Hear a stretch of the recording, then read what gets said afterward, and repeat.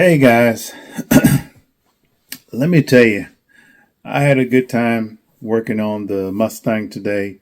Brought back memories because all of you guys who have been subscribers to the channel that know where I come from and what I've done in the past, Foxbody is like my comfort place because I just have had a lot of Foxbodies. I had a 82 Mercury Capri Foxbody. It was my first real car out of high school.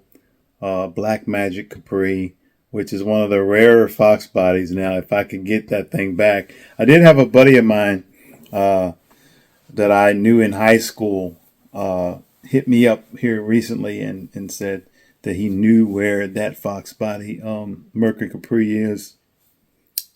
He never got back to me, but I would love to have that car back. Just for sentimental reasons, and the fact that that car is so rare, is very valuable right now. And I knew back then when I had that car how rare it was because there wasn't that many of those. So over the years, I kind of wondered, as I saw Foxbody prices for the Mustang go up, where that one would be. And I thought, wonder what happened to it, all those kind of things. But, we go through life and we it'd be nice if you were one of those kind of guys who, I got my same car I had since high school, blah, blah, blah, blah. Yeah, that's cool. However, that first Foxbody that I had actually was the down payment on my first house that I ever bought. And I'll never forget that first house. My very first house was in a lake community. I was so excited because we were having it built and all that good stuff. And then, I sold my car, to do the down payment because the house was a whopping $67,900. And I had no idea how I was going to pay for that big mortgage of $400 and some a month. My, how things have changed. The last car that I bought, the Mach 1, was over $50,000. Can you imagine a house for $67,900? Recently, I think it's maybe as early as, or maybe about a couple of years ago, I saw that house. It was in foreclosure, and they were asking, I want to say $199,000 for that house. So all of you guys who are on the fence about buying a house and all those things, I can tell you this from personal experience. Buy your house because you're just throwing away money paying rent. But that's not what this video is about. It's about the Mustang. Let's talk about the Mustang. So I got up under the Mustang. First and foremost, we were working on the driver's side door hinges. Now, I had already taken the driver's side fender off, so I was able to get to the bolts on the driver's side hinges, easily. They were, right there, behind that fender. But what happened as we were taking off, I always say we, like there's somebody helping me. That's like when my wife says, can we go get some groceries, or can we cut the grass? That means me. So yeah, it was just me out there. So we I got out there and undid the top hinge bolts, and then when I got down to the bottom one, they all came out except for the lower one. And as I was undoing it, the head snapped off. Thank God it snapped off closer to the end, near the head of the bolt, so there was enough sticking out. But it was a bear to get out of there because while this car is fairly rust-free, when you get into those bolts that go into those areas, they're crudded and rusted in there pretty much. And I sprayed it with WD-40. But it was enough of the bolt that I could get just a little grip on it, but I just could not get it to turn. So what I ended up having to do, and you'll see in this photo, all of you guys who get these drill driver sets, they make very good bolt extractors. So what I did, I took a small drill bit and I drilled into the bolt, the rest of the the screw part of the bolt that was in there. I drilled a very straight hole back in there. And then I took one of my pieces out of my drill driver set. One that was shaped like a star head, and I just took a hammer and banged that thing in there really hard. Then I put a 1/4-inch drive ratchet on it, and it came right out. But it took me a while. I tried. I put vice grips on. It wasn't enough of it sticking out to get a turn on it, and I thought to myself, oh boy. So that took me some time. We got the hinges away from the car, but then the real battle ensued. And anybody who's done hinge pins on a Foxbody knows that they can be a real pain in the behind, and that's exactly what happened. It took me 2 evenings worth of work to finally get the hinge pins out. First problem, the top one, I end up taking what you end up having to do is cut the hinge pin near both inside ends of the actual hinge itself, where the pin goes through, up close to where it goes through. And if you cut the center piece out of the hinge pins, then you can drive the top part out and then drive the bottom part out. And that's what I had to do. But it's in close proximity. So even with the door off, it was very difficult. I ended up going out and buying a Dremel. And I've always wanted one of those. I always thought those Dremel tools were so cool. But I have never had every time I would go to buy one, I'm like, I don't really need that, but I want that. Well, I finally got one. So anyway, make a long story short, I used the Dremel tool, cut it off, banged it out, and then the bottom one was in such close quarters I couldn't get the Dremel in there. So it was a pain. Through much cutting, fussing, wrastling, beating, banging, I got both of the hinge pins out. Then the next issue was the roller. The roller is looks almost like a rubber piece that rolls as you're opening the door. They tell you to drive that pin out too, and that was rusted in. I tried soaking the WD-40, tried heating it. I ended up having to take an impact. I have an impact hammer with the chisels and the punches and all that. That was the only way I could get that out, was to go from the bottom and hammer that thing up, and got that out. So I got both hinge pins out, got the hinge pins put back in, and then was the wrestling match of getting the door mounted back on the car by myself. Now, anybody who's ever picked up a door by themselves knows that it's extremely hard to lift a door and put bolts into a hinge while you're lifting it. So I had a couple chairs in the garage, and I'm glad I didn't put this on film, because I probably looked like a real nut doing it. I was wrestling with that door for the longest time. I ended up taking the door, pushing it onto the car so that it latched, where your handle is, and then holding it up in place, getting a couple bolts started, opening the door back up, and then using some chairs and some soft towels and things to get the door lined up. But yeah, I'm glad. Let's just say this: I'm glad that the hinge pins on the driver's side, on the passenger side, is in perfect shape.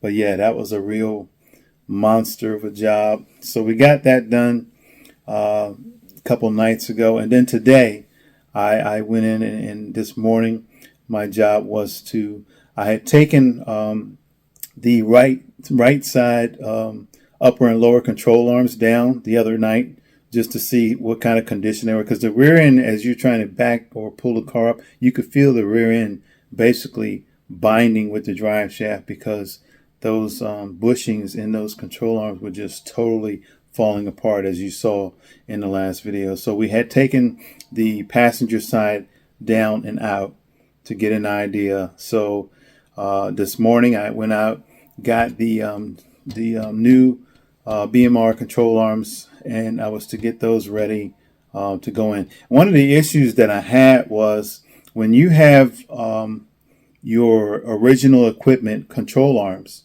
all of these companies suggest that you put bolts through your original control arm.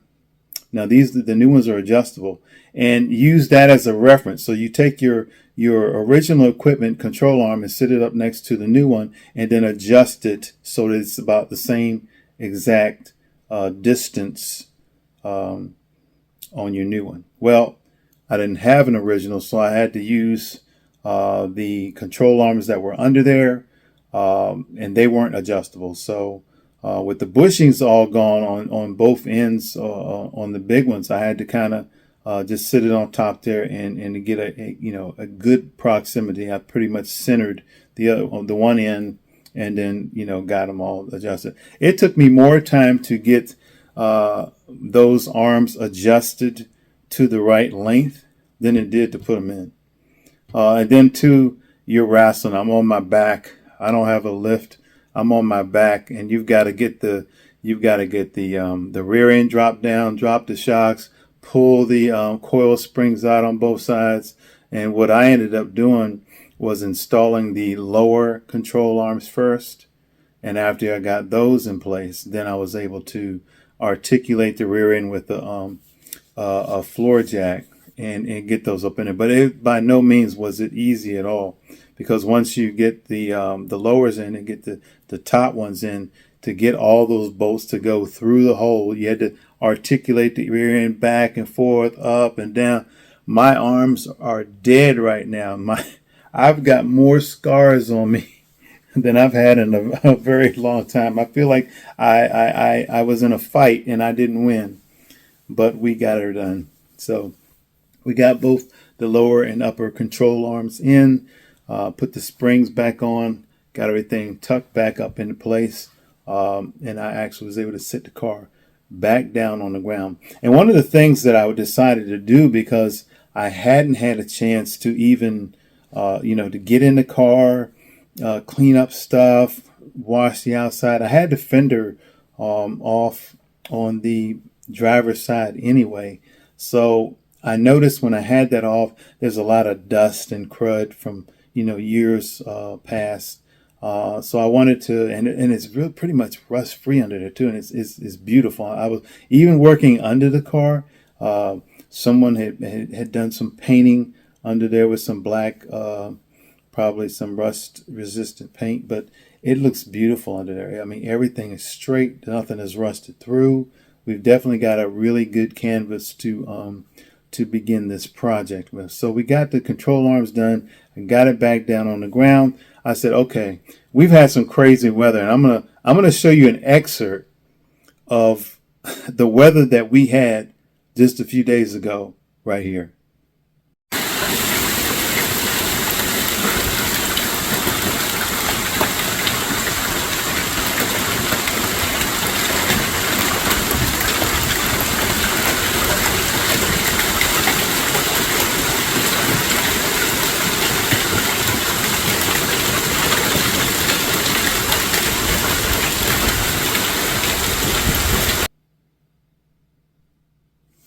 Yeah, so that's the kind of weather that we have had.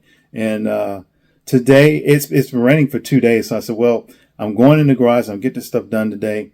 After I got the control arms in, I noticed that it had stopped raining. It had been drizzling all day. But we had a brief moment where it stopped raining. I said, you know what? I'm going to roll the Mustang out there. I'm going to power wash all under the hood, in those areas, under the fender wells, under the back and everything, and get this car clean.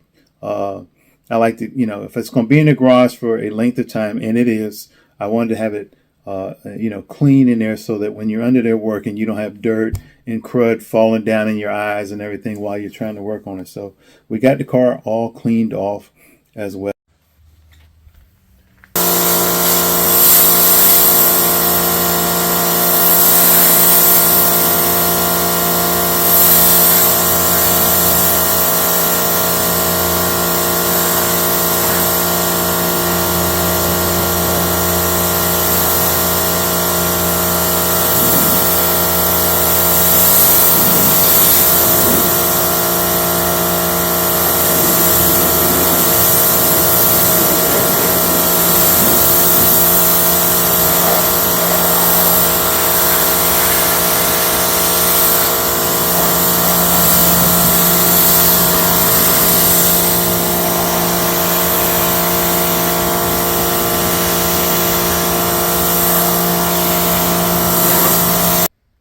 So if you peek back in here, you can see the new hinges. I know it's hard to see them. I couldn't get the door farther open than that, but they are installed. There is absolutely no play up and down on the doors, and we got it installed and the door aligned pretty well.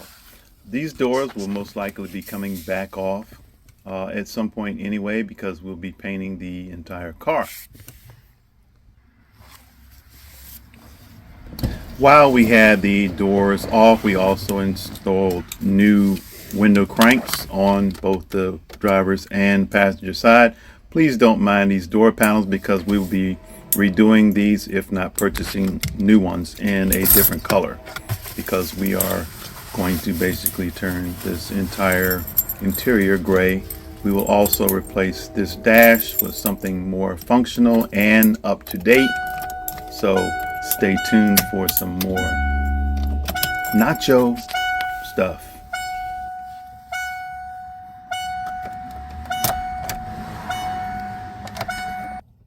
Okay, as we look underneath, you can see the new lower BMR control arms. They are adjustable. They can be adjusted on the car, and the upper is in place.